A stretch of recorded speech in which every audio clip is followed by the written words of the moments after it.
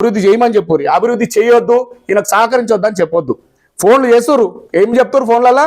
ఏ MLA వస్తుండే ఎట్లా పోతాను డైరెక్టా డిఏ చెప్తున్నారు మాకు అక్కడ కూర్చొని నిలబెట్టి.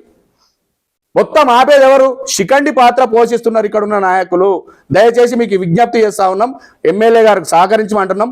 ఎమ్మెల్యే గారు సహకరించమంటే ఆయన ఇంటి ముందట రోడ్ ఏమంటలేము, ఆయన హాస్పిటల్ ముందట అంటే ఆయన స్కూల్ ముందట ఏమంటలేము. ప్రజల అభివృద్ధి కోసం సహకరించండి మీరు, అది దృష్టిలో పెట్టుకోవాలి. ఇప్పటికే చెప్పుడు మాటలతో హనుమంతరావు గారు మొత్తం నష్టపోయినారు. ఈ శిఖండులు ఎవరైతే ఇక్కడ పనిచేసే శిఖండ్లో 3-4 శిఖండ్లు ఉన్నాయి, వాళ్ళ అభివృద్ధి కావాలని వాళ్ళు ఇచ్చిన పర్మిషన్లు తెచ్చుకోనికి ఇలా మున్సిపల్ ఆఫీస్ మీద జోనల్ ఆఫీస్ మీద వాడి గద్దల్లాగా వాడి దండుకుంటున్నది ఎవరు? ఇలా మల్కాగిరి మొత్తం మా చరిత్రలో ఒక్కనాడు కూడా మున్సిపల్ ఆఫీస్కి పోయి మా సొంత పని కోసం పోయింది లేదు, మాకు అవసరం కూడా లేదు. అటువంటి నిజాయితీగా పనిచేసినాం, ప్రజల కోసం పనిచేసినాం. వ్యక్తిగతంగా రాజశేఖర రెడ్డి గారు ఎవరిని కానీ ఎట్టు కానీ మల్కాగిరి అభివృద్ధి కోసం నిరంతరంగా పనిచేస్తూ ఉన్నాడు.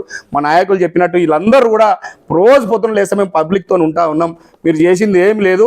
ఇవాళ ఒక చెరువు ఆర్కేపురం చెరువు ఎందుకు ఆగిపోయింది అభివృద్ధి? అప్పుడే అదే గత ప్రభుత్వం ఉన్నప్పుడే ఇచ్చే ఫండ్ ఇచ్చారు, దాన్ని ఫాలో చేయక దాని అధికారులకు ఒక్కసారి ఇన్స్ట్రక్షన్ చేయకుండా ఆ చెరువు కూడా అన్ని అభివృద్ధి అన్నీ ఆగిపోయింది. ప్రతి సమస్యను మేము రిప్రజెంట్ చేస్తాం. ఖచ్చితంగా ఈ శిఖండి పాత్ర ఎవరైతే పోస్తున్నారు, మాకు అధికారులు సహకరించారు, మాకు అర్థమైపోయింది. ఈ శిఖండి పాత్రను పోషిస్తున్నారు ఎవరో, ఆ శిఖండి పాత్రను మాత్రం ప్రజలకు తీసుకుపోతాం.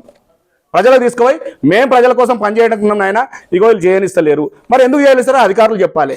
అధికారులు పెన్ డౌన్ చేస్తారంట. ఎవడన్నా పని చేస్తామని వచ్చి సీట్లో కూర్చుంటారు, కానీ పని చేసే సిగ్గుమాలి అధికారులు ఎక్కడైనా ఉన్నారా?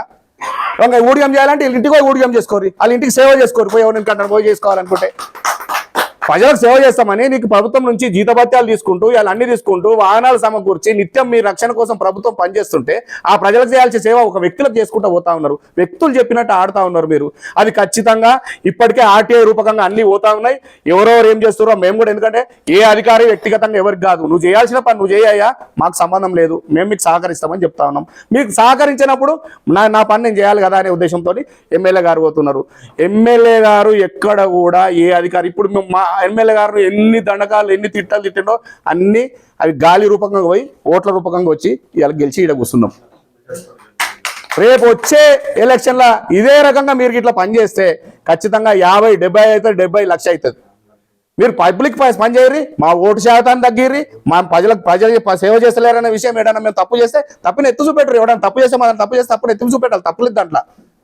కానీ వ్యక్తిగత పెట్టుకొని చెప్పుడు మాటలు, ముఖ్యంగా నేను ఒకటే చెప్తాను, చెప్పుడు మాటలతోని ఇవాళ అధికారులు ఏదైతే మోసపోతా ఉన్నారో దీనికి ఖచ్చితంగా మూల్యం చెప్పిస్తారు. మీరు ప్రజల పక్షాన్ని నిలబడండి, ఎవరి ఇంటికి కాదు, ఎమ్మెల్యే గారికి సహకరించండి, మల్కాగిరి ప్రజలకు అభివృద్ధికి తోడ్పడండి.